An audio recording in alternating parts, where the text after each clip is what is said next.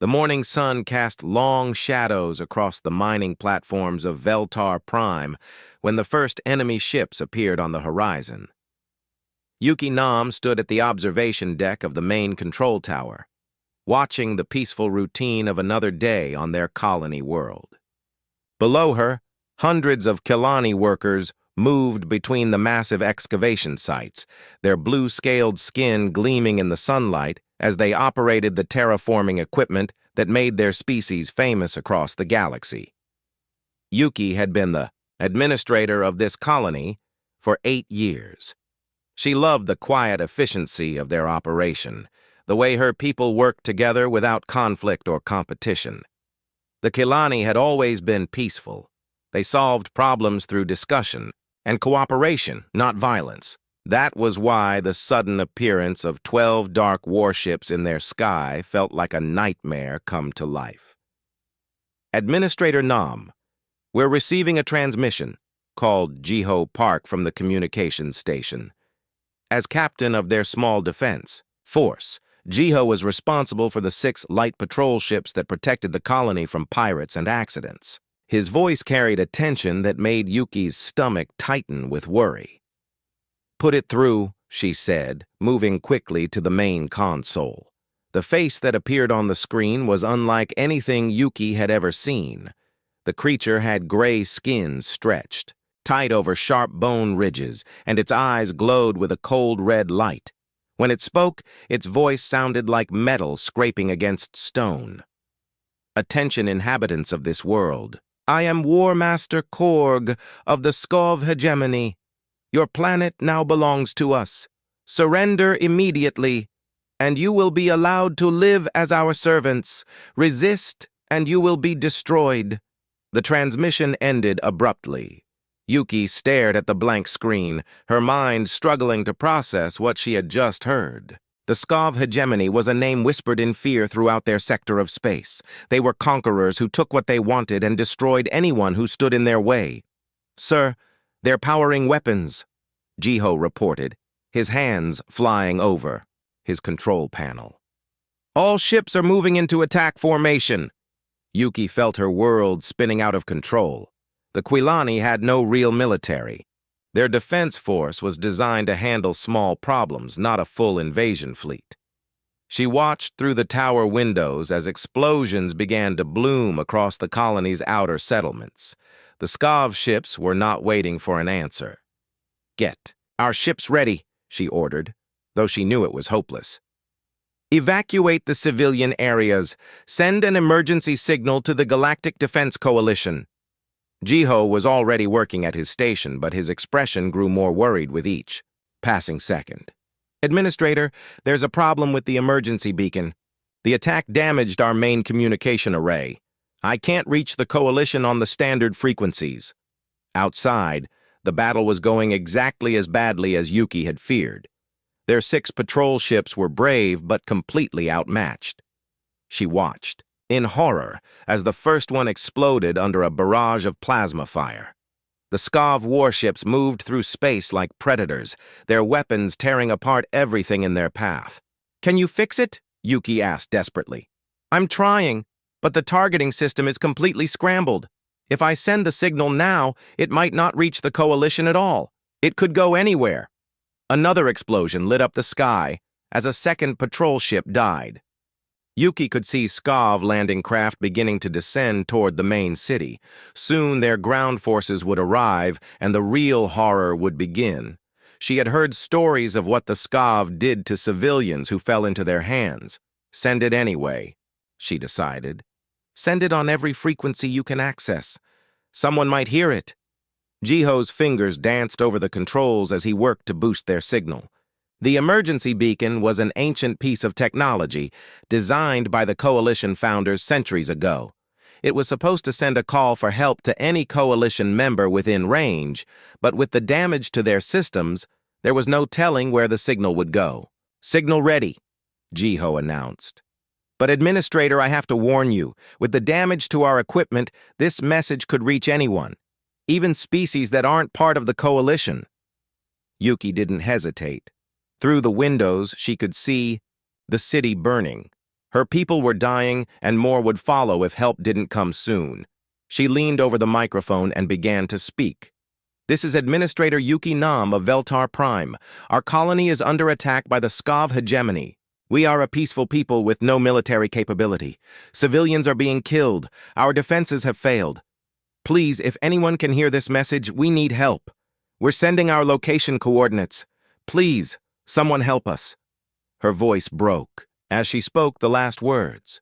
Jiho activated the beacon, sending their desperate plea into the void of space. The message would travel faster than light, but there was no way to know if anyone would receive it or if they would care enough to respond. The battle outside was nearly over. 4 of their patrol ships were gone, and the remaining 2 were retreating toward the planet's surface, trailing smoke and debris. Skav ground forces were landing in the city center, their black-armored soldiers moving through the streets like a plague. "How long until the coalition might respond?" Yuki asked.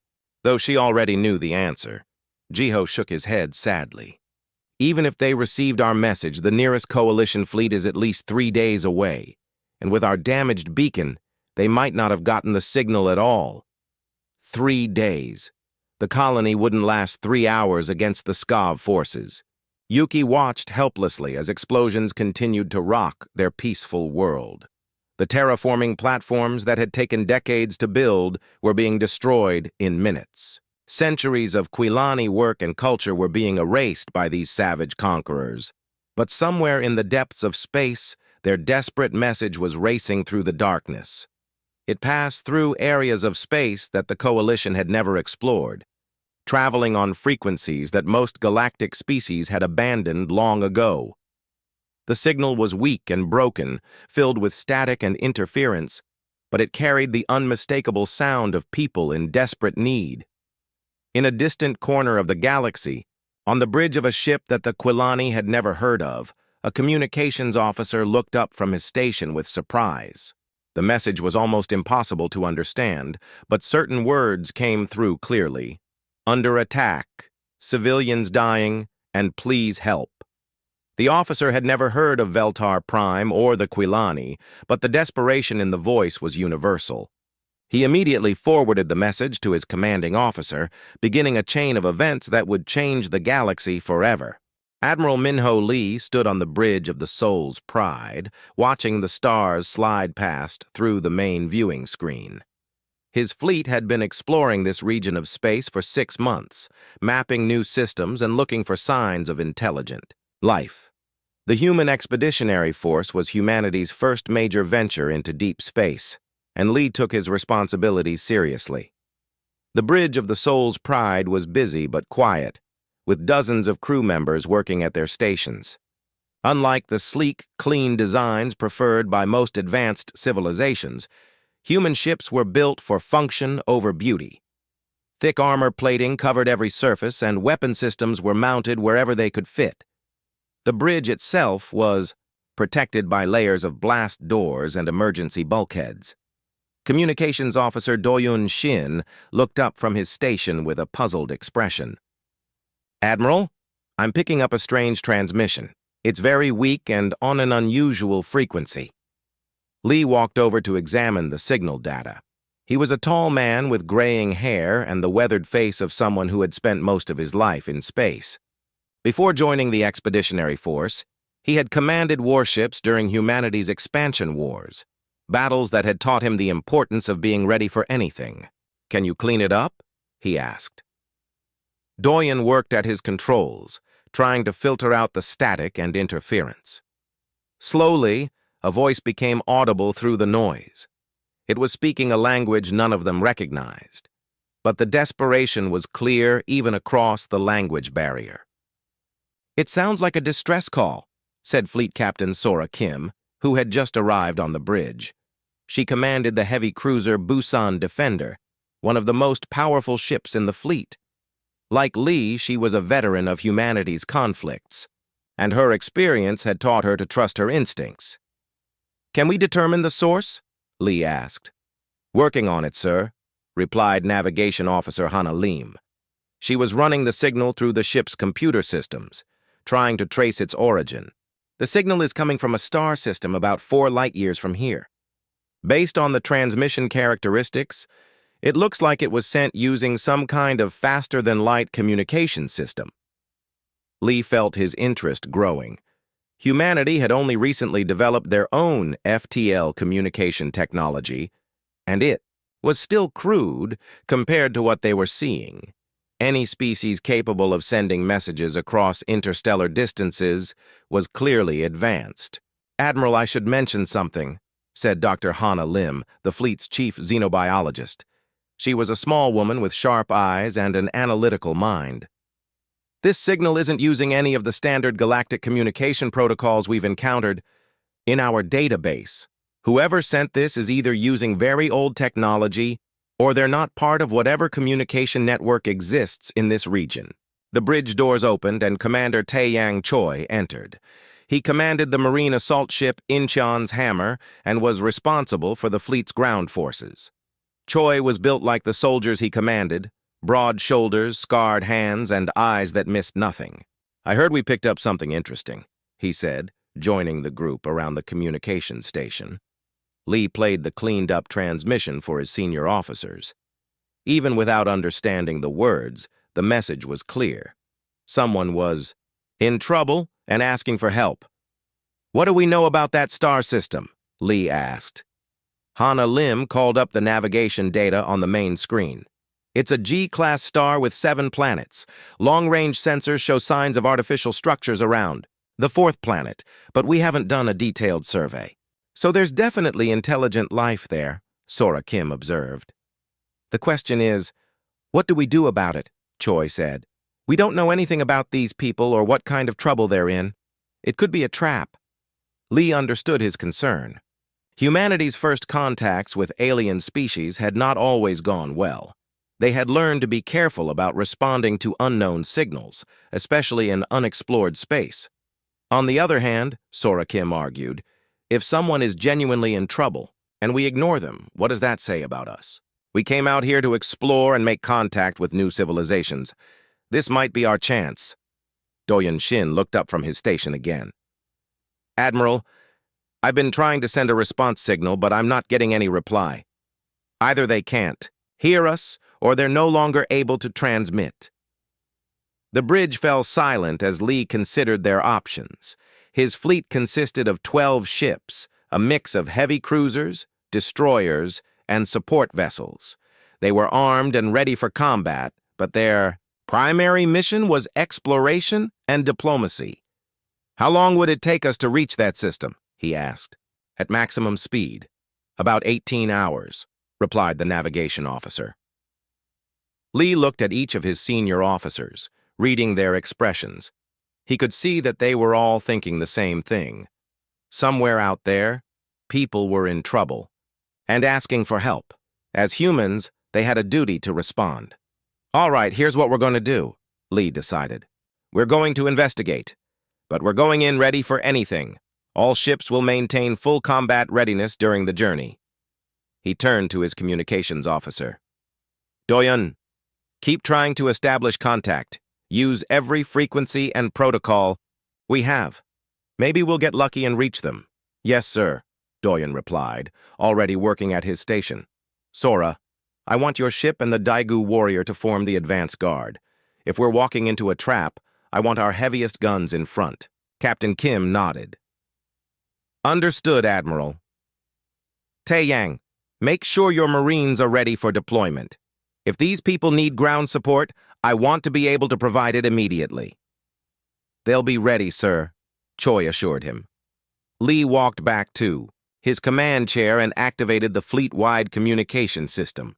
Throughout the 12 ships of his fleet, thousands of crew members stopped what they were doing to listen to their admiral's words.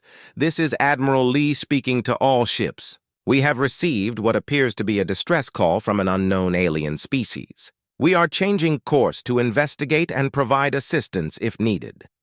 This will be humanity's first contact with intelligent life in this region of space, so I want everyone to be at their best." He paused, looking out at the stars that surrounded them. "We don't know what we're going to find when we get there, but whatever it is, we will face it together. We represent not just ourselves, but all of humanity. Let's make sure we do our species proud." The fleet began to change course, their powerful engines pushing them toward the unknown. On the bridge of the Soul's Pride, Lee watched as the stars shifted and the distant system grew closer on the navigation display. Dr. Hana Lim approached him with a datapad. "Admiral, I've been analyzing the transmission more carefully. Based on the signal characteristics and the technology involved, I think we're dealing with a peaceful species. The transmission shows signs of desperation, but no aggression." "That's good to know," Lee replied, "but it doesn't tell us who they're fighting." As the hours passed, the fleet raced through space toward their destination. The crew worked with quiet efficiency, checking weapons systems and preparing for whatever they might encounter. In the Marine quarters, soldiers cleaned their weapons and reviewed assault procedures. In engineering, technicians made sure the ship's armor and shields were ready for combat. Finally, after 18 hours of travel, they arrived at the edge of the target system. What they saw there would change everything they thought they knew about the galaxy and their place in it. The human fleet dropped out of faster-than-light travel at the edge of the Veltar system, and what they saw made Admiral Lee's blood run cold. 12 dark warships were positioned around the fourth planet, their weapons firing down at the surface, below.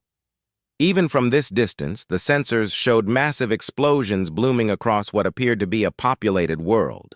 "My God," whispered Dr. Hana Lim from her position at the science station. "They're bombing civilian targets." Admiral Lee studied the tactical display with grim focus. The attacking ships were unlike anything in the human database. Sleek vessels, with curved hulls and weapon systems that fired bright plasma bolts. They moved with the confidence of predators who knew their prey couldn't fight back. "Analysis," Lee ordered curtly. 12 enemy vessels, reported Tactical Officer Woo Jin Han. They appear to be destroyer-class ships, roughly equivalent to our cruisers in size. I'm detecting energy weapons and some kind of shield technology. They're bombarding population centers on the planet's surface. Fleet Captain Sora Kim's voice came through the communication system from the Busan Defender. "Admiral, we're also detecting debris from smaller ships. It looks like someone tried to defend this place and got wiped out." Lee felt a familiar cold anger settling in his chest. He had seen this before during humanity's expansion wars. Stronger forces picking on weaker ones, destroying everything in their path just because they could. It was the kind of behavior that made him sick. "Open a channel to the attacking ships," he ordered. Communications Officer Doyen Shin worked at his station. "Channel open, sir."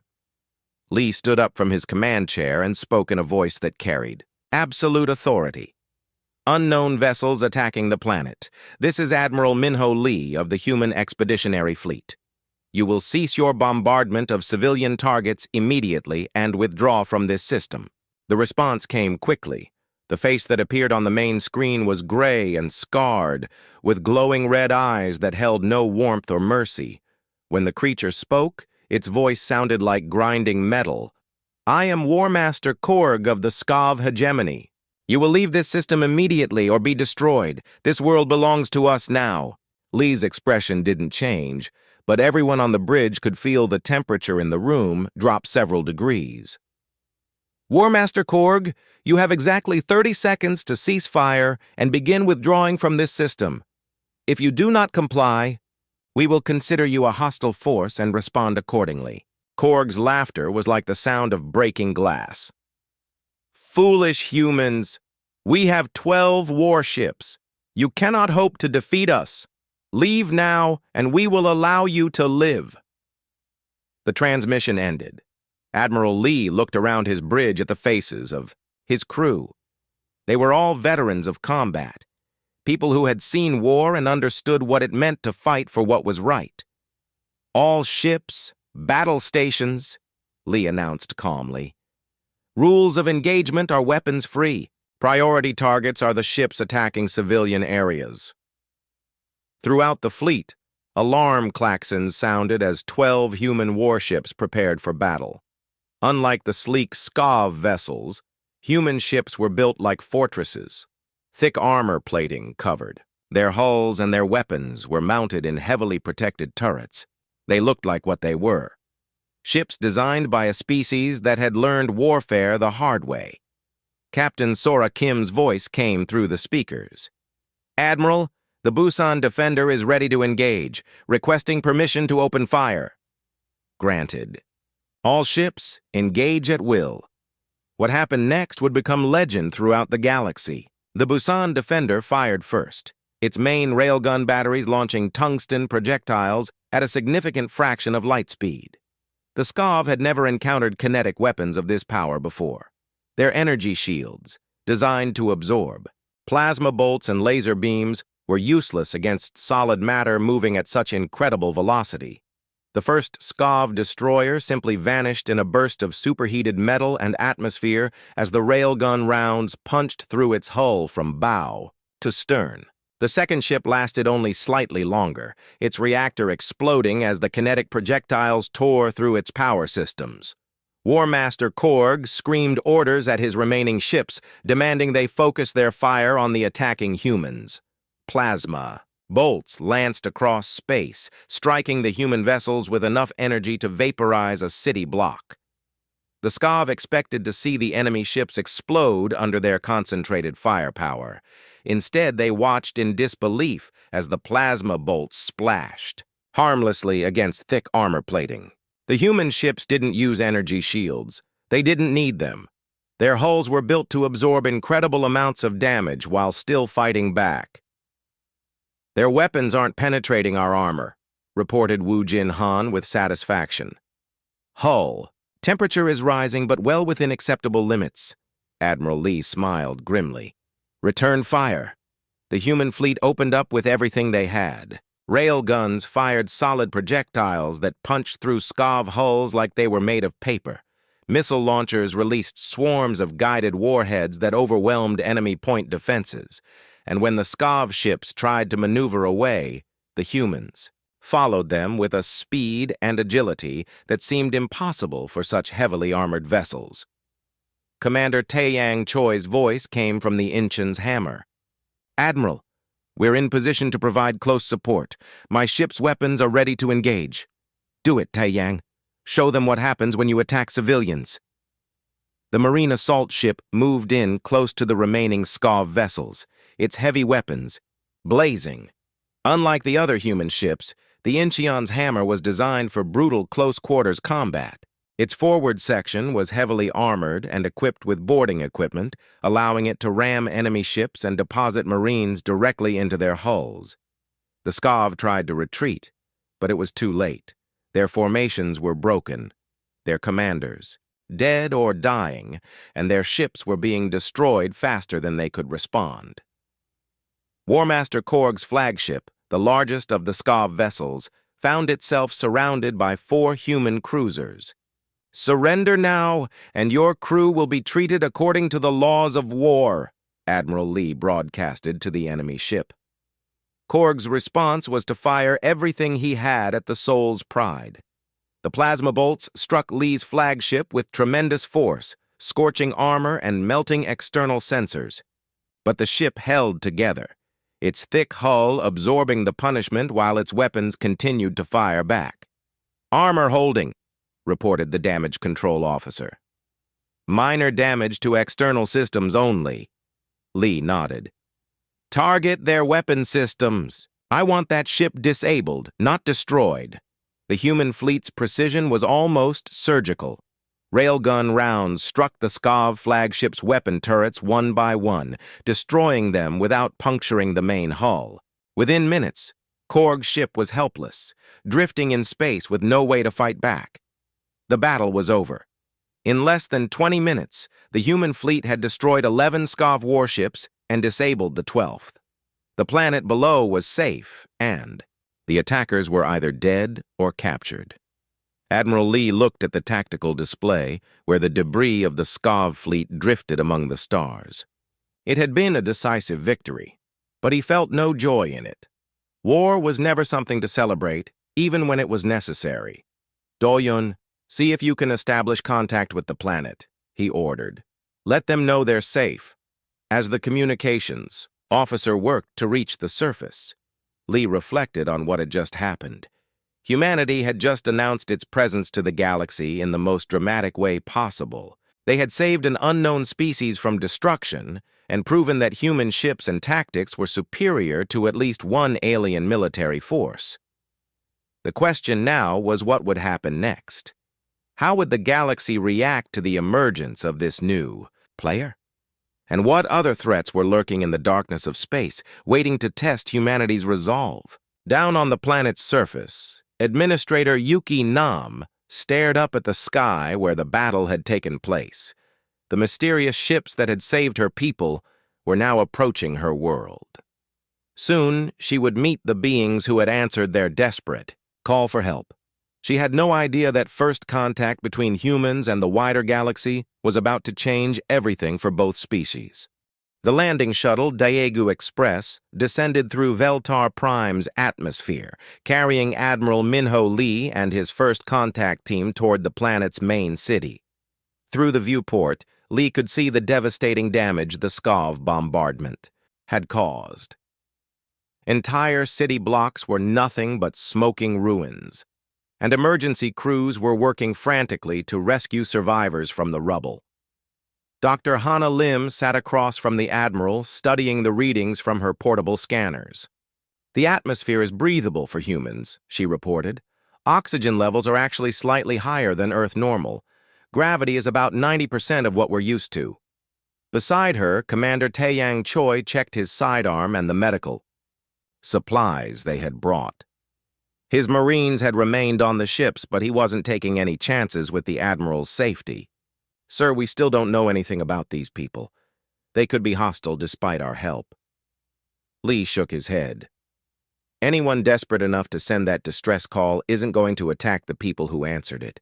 Besides, look at what the Skov did to them. These people are victims, not enemies." The shuttle touched down in a clear area near what appeared to be the planetary government center. As the doors opened, Lee got his first look at an alien world. The air smelled of smoke and strange flowers, and the sounds of the rescue operations filled his ears. But what caught his attention immediately were the people rushing toward their landing site. The Quilani were humanoid, but clearly alien. They stood about the same height as humans, but their skin had a blue-green tint and was covered in small, delicate scales that caught the sunlight. Their faces were more angular than human faces, with larger eyes and smaller mouths. Despite their alien appearance, Lee could see intelligence and hope in their expressions. A small group approached the shuttle, led by a Kalani female wearing what looked like official robes. She moved with dignity despite the obvious exhaustion and stress on her face. When she spoke, her words came through the universal translator that Dr. Lim had quickly calibrated. "I am Administrator Yuki Nam of Veltar Prime," she said, her voice carrying both gratitude and wonder. "Are you the ones who saved us?" Admiral Lee stepped forward and gave a slight bow, a gesture of respect he hoped would translate across species. "I am Admiral Minho Lee of the Human Expeditionary Fleet. We received your distress call and came as quickly as we could." Yuki's large eyes widened with surprise. "Humans? But we were trying to contact the Galactic Defense Coalition. Our emergency beacon was damaged in the attack. We never meant to—" She paused, studying Lee's face carefully. "Are you truly human?" The question puzzled Lee. "Yes, we are." "Why do you ask?" Yuki exchanged glances with the other Quilani around her. One of them, an older male with darker scales, stepped forward. "I am Science Advisor Junho Bayek. Administrator Nam asks because humans are— well, you are legend to most galactic species. Stories told to frighten aggressors and comfort the peaceful. Most believe you are myths." Dr. Lim looked fascinated. "What kind of stories?" Junho's expression was thoughtful. "Tales of a warrior species from the edge of the galaxy. Beings who fight with such ferocity that even the most aggressive empires fear them." Ships that can absorb massive damage and still keep fighting. Weapons that can destroy anything. Most of us thought these were just stories parents told their children. Commander Choi couldn't hide his amusement. Well, the Skav certainly don't think we're myths anymore. Yuki's expression grew serious. The Skav hegemony has been expanding through our sector for years. They take what they want and destroy anyone who resists. The Coalition has tried diplomatic solutions, but the Skav ignore all attempts at peace. Your arrival, what you did, to their fleet, it will change everything. Admiral Lee felt the weight of that statement. Humanity had just inserted itself into a galactic conflict they knew nothing about. Tell me about this coalition. Who are they? As they walked toward the government center, Yuki explained the political situation in their region of space. The FI, Galactic Defense Coalition, was an alliance of peaceful species who worked together to maintain order and protect smaller civilizations. They had advanced technology and strong moral principles, but their military doctrine focused on minimal force and defensive actions. The Coalition believes that overwhelming violence creates more problems than it solves, Yuki continued. They prefer to contain aggressive species rather than destroy them completely. It is a philosophy that has worked for centuries, but the Skav have been testing its limits. They entered the government building, which showed signs of damage from the bombardment. In the main conference room, Yuki activated a holographic display that showed the local region of space. Dozens of star systems were marked in different colors, representing various political entities. The blue systems are coalition members, she explained. The red ones have been conquered by the Skav. As you can see, they have been expanding steadily toward coalition space. Dr. Lim studied the display with professional interest. Your emergency beacon, it was supposed to contact coalition forces? Yes, but as I said, it was damaged during the attack. Instead of reaching our allies, it somehow contacted you. Yuki looked directly at Admiral Lee. I hope you understand what this means. You have just declared war on one of the most dangerous military powers in this sector. Lee nodded grimly. He had suspected as much from the moment they opened fire on the Skav ships. We couldn't stand by and watch civilians being murdered. That's not who we are as a species. Junho moved to another control panel and brought up images of the space battle that had just taken place. Your ships and tactics are unlike anything we have seen before. Coalition vessels rely on energy shields and long-range weapons. They fight clean, precise battles designed to minimize casualties on both sides. Your approach was different, Yuki added diplomatically. You destroyed the entire Skav force in minutes using weapons we have never encountered. Commander Choi crossed his arms. The Skav were committing genocide. Sometimes the only way to stop that kind of evil is to hit it so hard it can't get back up. Dr. Lim was examining the technology around them with obvious curiosity. Your terraforming capabilities are impressive. We saw the atmospheric processors from orbit. Humanity is still learning how to modify planetary environments. Yuki seemed pleased by the compliment. The Quilani have always been builders rather than warriors. We shape worlds, not destroy them. But perhaps, she paused, looking thoughtful, perhaps what we need now is someone who knows how to destroy those who would unmake what we have built. Before Lee could respond, alarms began sounding throughout the building. A young Quilani technician rushed into the room, his scales flushed with anxiety. Administrator Nam, we're detecting new ships entering the system. Long-range sensors show 30 vessels, including at least one Dreadnought-class ship. They're broadcasting Skav identification codes. The room fell silent. Admiral Lee felt his jaw tighten as he processed this information. 30 ships, including a Dreadnought. That was a significant force, probably sent to investigate what had happened to War Master Korg's fleet. How long until they arrive? He asked. The technician checked his readings. Approximately 4 hours, sir. Lee activated his communication device to contact his fleet.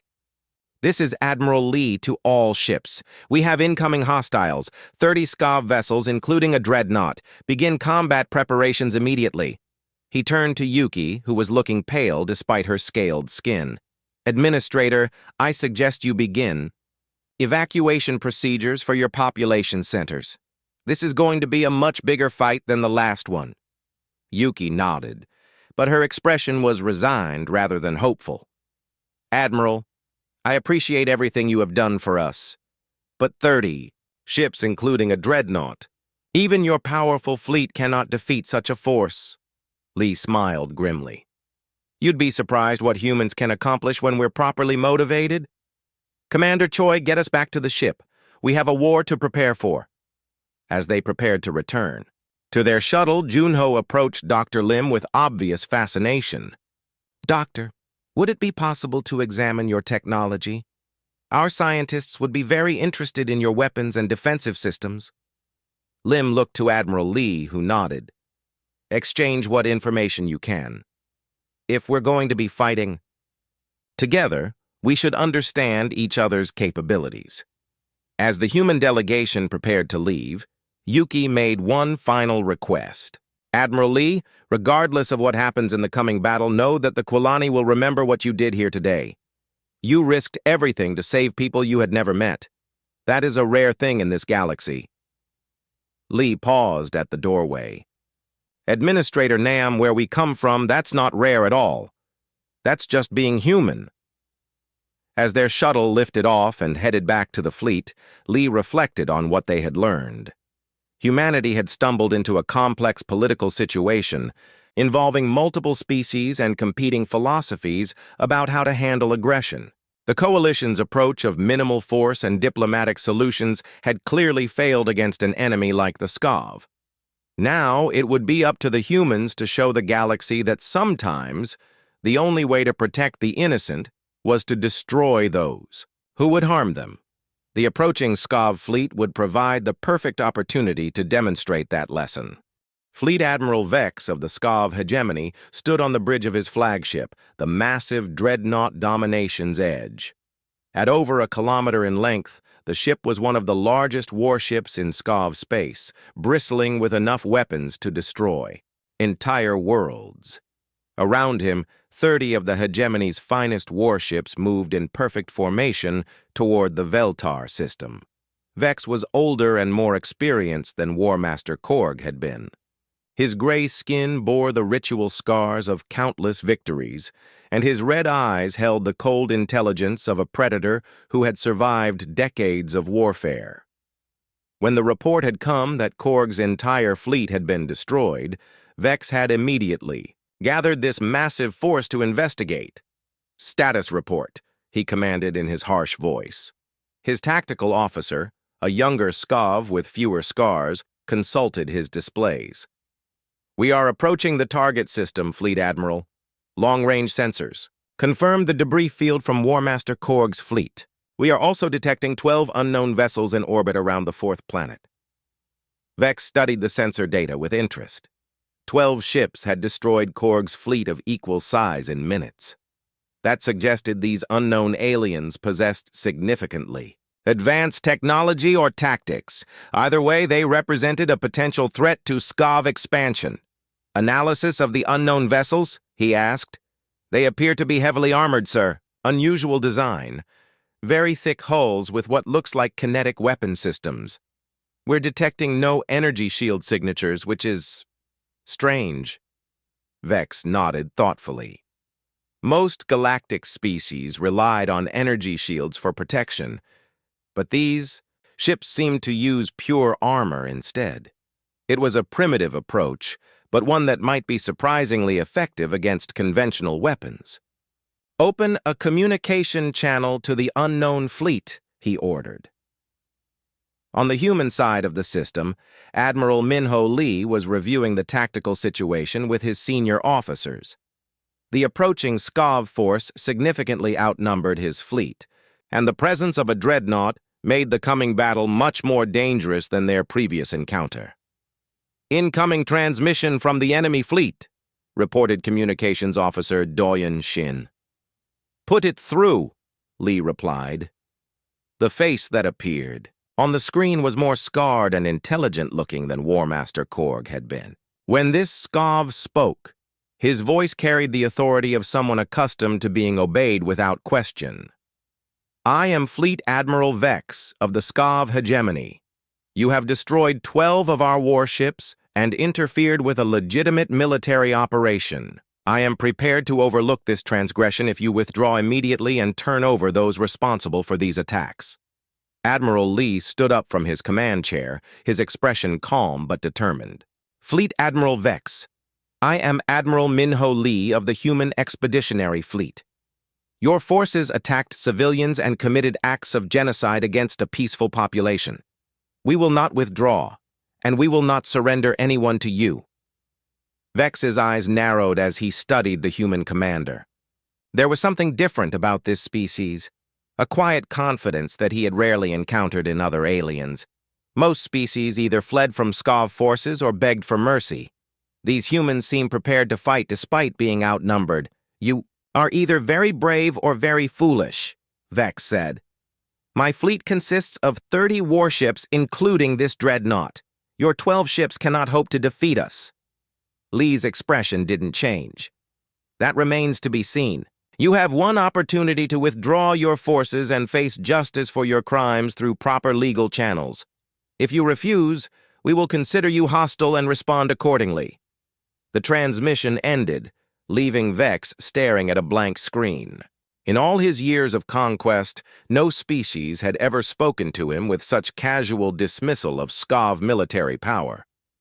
These humans were either insane or they possessed capabilities that his sensors had not detected. All ships, combat formation, he ordered. We will test these humans and see if their confidence is justified. Admiral Lee turned to his tactical officer. Status of our ships? All vessels report ready for combat, Wu Jin Han replied. Armor is at maximum thickness, weapons are charged, and all systems are green. Fleet Captain Sora Kim's voice came through, the communication system from the Busan Defender. Admiral, my ship is ready to engage. Request permission to begin the attack. Granted. All ships, weapons free. Priority target is the dreadnought. The human fleet moved into their attack formation with practiced precision. Unlike the Skav, who preferred to fight in neat formations at long range, the humans used wolf pack tactics developed during their own wars. Individual ships would coordinate their attacks to overwhelm specific targets while using their heavy armor to absorb return fire. The Busan Defender and Daegu Warrior led the first assault, their railguns targeting the smaller Skav destroyers. The tungsten projectiles crossed the distance in seconds, punching through Skav shields and hulls with devastating effect. 3 enemy ships exploded in the opening salvo, their debris scattered across space. Fleet Admiral Vex watched in shock as his ships began dying around him. The human weapons were unlike anything he had encountered. Solid projectiles moving at incredible velocity that his energy shields couldn't stop. His tactical officer was shouting damage reports, but Vex ignored him. His attention was focused on the human fleet's movement patterns. They fight like predators, he muttered to himself, not like civilized beings. The Skav returned fire with their plasma cannons, targeting the lead human ships with concentrated volleys. The bridge crew expected to see the enemy vessels explode under their firepower, but instead they watched in disbelief as the plasma bolts splashed harmlessly against thick armor plating. Commander Taeyang Choi's voice cut through the communication channels. This is Incheon's hammer, moving to engage the dreadnought at close range. The Marine assault ship accelerated directly toward Vex's flagship, ignoring the plasma fire directed at it. Its forward sections were designed for ramming attacks with reinforced armor and boarding equipment. As it approached the massive dreadnought, point defense systems filled space with energy bolts, but the human ship continued its approach. They're trying to ram us! Shouted the Skav tactical officer. Vex watched with professional interest as the human ship closed the distance. At the last moment, it fired retro thrusters and slid alongside the dreadnought's hull, magnetic clamps. extending to lock the two ships together. Boarding parties, Vex realized. They mean to take my ship. The hull of the Domination's Edge shuddered as human cutting torches began slicing through the armor plating. Within minutes, armed figures in heavy combat armor were pouring into the dreadnought's corridors. The fighting inside the ship was brutal and swift. Human Marines had trained for boarding actions their entire careers, and their weapons and tactics were designed for close-quarters combat. The SCAV crew, accustomed to fighting ship-to-ship battles, found themselves overwhelmed by opponents who seemed to relish hand-to-hand fighting. Commander Choi led his Marines through the dreadnoughts corridors, their weapons cutting down any SCAV who tried to resist. His combat armor was scarred and dented from plasma hits, but it held together as his team fought their way toward the bridge. Meanwhile, the space battle continued to rage around them. Human ships darted between the larger SCAV vessels, their railguns and missile systems picking apart the enemy fleet piece by piece. The SCAV tried to maintain formation and fight at long range, but the humans refused to cooperate. They closed to knife-fighting distance, where their armor gave them a decisive advantage. Admiral Lee watched the tactical display as his ships systematically destroyed the SCAV fleet. The enemy had superior numbers, but human tactics and technology were proving superior. One by one, the red dots representing SCAV ships winked out of existence. "Admiral, we're receiving a transmission from Commander Choi," reported Doyon Shin. "Put him through." Choi's voice was slightly distorted by his combat helmet's communication system. "Sir, we've taken the Dreadnought's bridge. Fleet Admiral Vex is our prisoner, along with most of his senior staff." Lee felt a moment of satisfaction. Capturing the enemy commander alive would provide valuable intelligence about SCAV military capabilities and intentions. "Status of the remaining enemy ships?" he asked his tactical officer. 15 vessels remaining, sir. They're trying to retreat, but our ships are faster and more maneuverable." "Let them go," Lee decided. "We've made our point." Fleet Captain Sora Kim's voice came through the speakers. "Admiral, are you sure? We could finish them off?" Lee considered the question carefully. The remaining SCAV ships were fleeing in disorder, their formation broken and their morale shattered. Destroying them would eliminate potential future threats, but it might also escalate the conflict beyond what was necessary. Negative. Allow them to retreat. They'll spread word about what happened here, and that might prevent other SCAV fleets from attacking peaceful worlds. As the surviving enemy ships fled the system, Admiral Lee surveyed the aftermath of the battle. The space around Veltar Prime was filled with the debris of destroyed warships, but the planet itself was safe. More importantly, humanity had just demonstrated to the galaxy that there was a price to be paid for attacking innocent civilians. Down on the planet's surface, Administrator Yuki Nam watched the battle's end through her observation screens. The mysterious humans had done the impossible. 3 weeks after the battle at Veltar Prime, the Coalition capital world of Harmony Station buzzed with activity unlike anything seen in decades. Representatives from dozens of species had gathered to witness an event that would reshape the political landscape of their entire sector. Formal first contact with humanity. Admiral Minho Lee stood in the main conference chamber, wearing his dress uniform and trying to appear diplomatic rather than military. Around him, his senior officers maintained careful composure as they faced beings unlike anything they had ever imagined. The Coalition representatives were a diverse group. Some resembled plants more than animals, others were gaseous beings contained in environmental suits, and a few looked almost human except for unusual skin colors or extra limbs. At the head of the chamber sat Chancellor Kira Voss, a tall being with silver skin and 4 arms, who spoke in a melodious voice that somehow conveyed both wisdom and concern.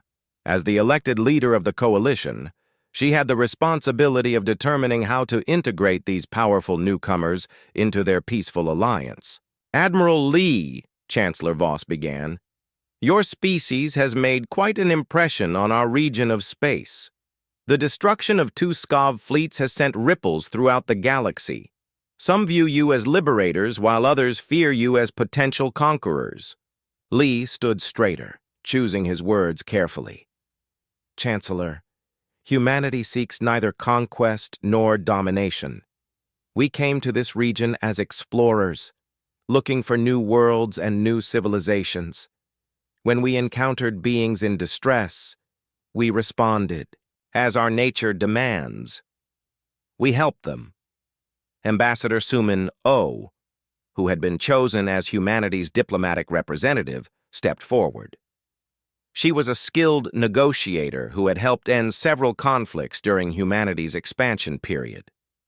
The Coalition's principles of peace and cooperation align with many of our own values. We would be honored to work alongside you in protecting innocent civilizations. Chancellor Voss's expression remained neutral.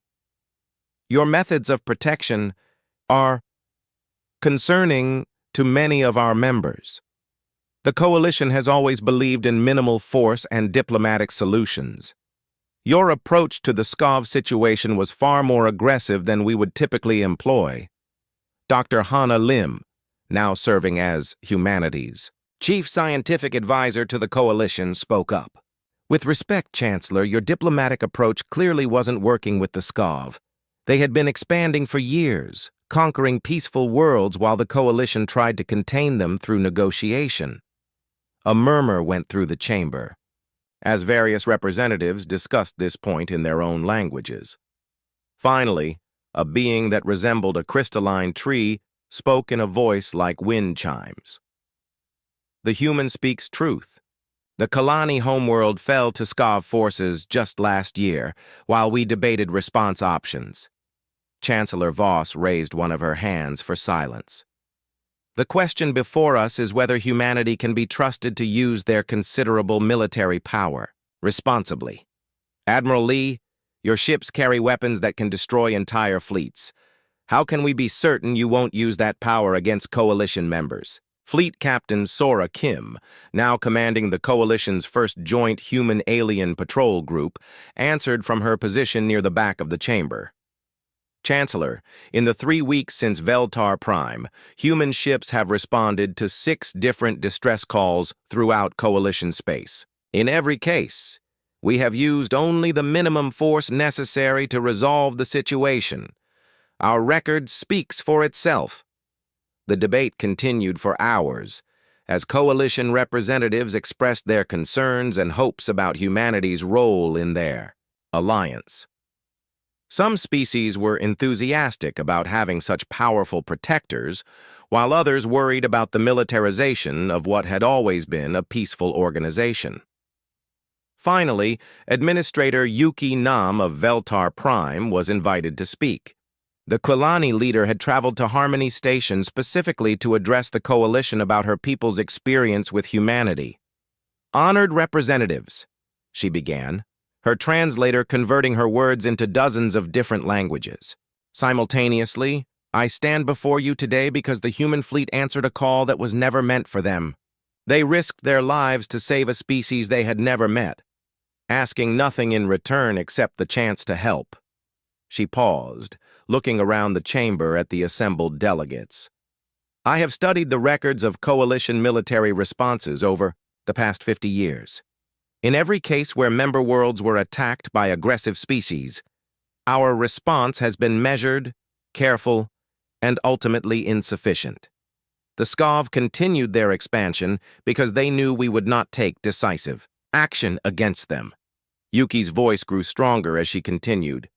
"The humans ended that expansion in 40 minutes of combat, not through negotiation, not through economic sanctions, not through strongly worded diplomatic protests, but through the application of superior force against those who refused to respect the rights of peaceful beings." The chamber fell silent, as the implications of her words sank in. Chancellor Voss leaned forward in her chair. "Are you suggesting we abandon our principles of peaceful resolution?" "I am suggesting," Yuki replied carefully, that sometimes peace can only be preserved by those willing to fight for it.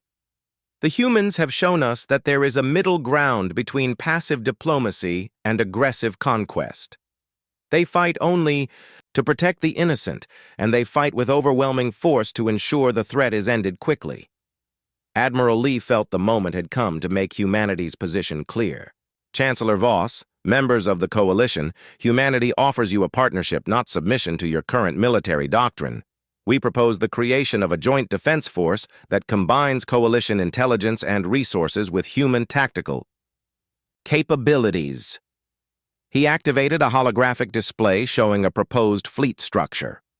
Coalition ships would continue to handle diplomatic missions, scientific surveys, and humanitarian aid. Human vessels would serve as the enforcement arm, responding to threats that cannot be resolved through peaceful means. Ambassador Sumin Oh added, "We also propose the establishment of joint training facilities where coalition military personnel can learn human tactics, while our officers study your diplomatic and scientific methods. This partnership would make both our civilizations stronger." The debate that followed was intense but respectful. Gradually, a consensus began to emerge among the coalition representatives.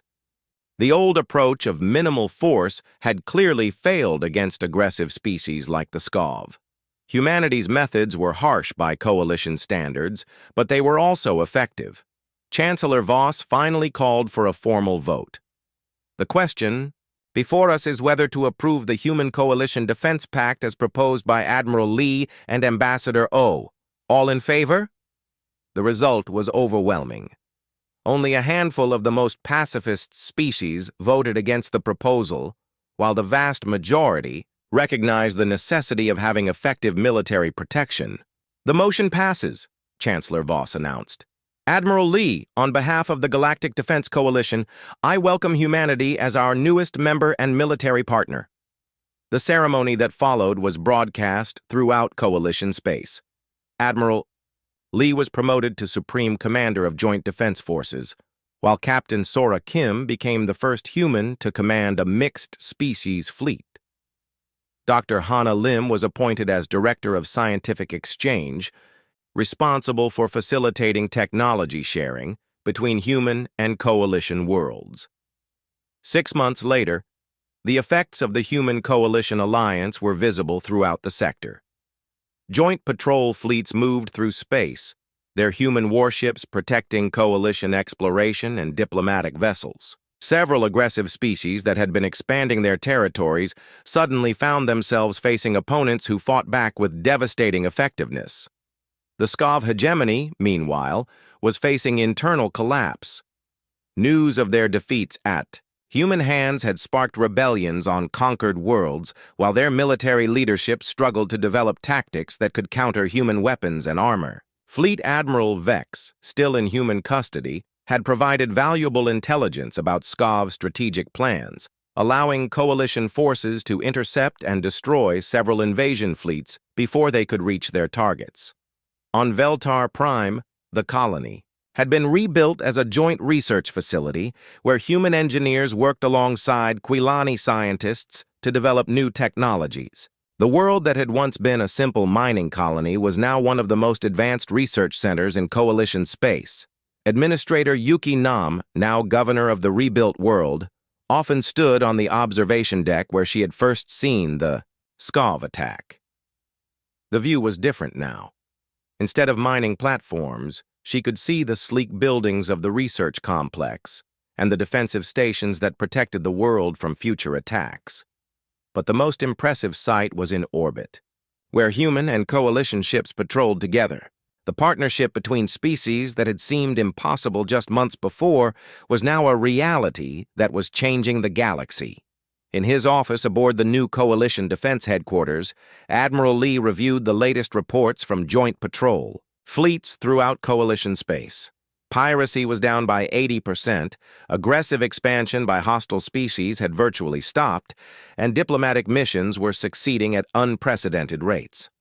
Ambassador Sumin Oh entered his office with a datapad containing the latest intelligence reports.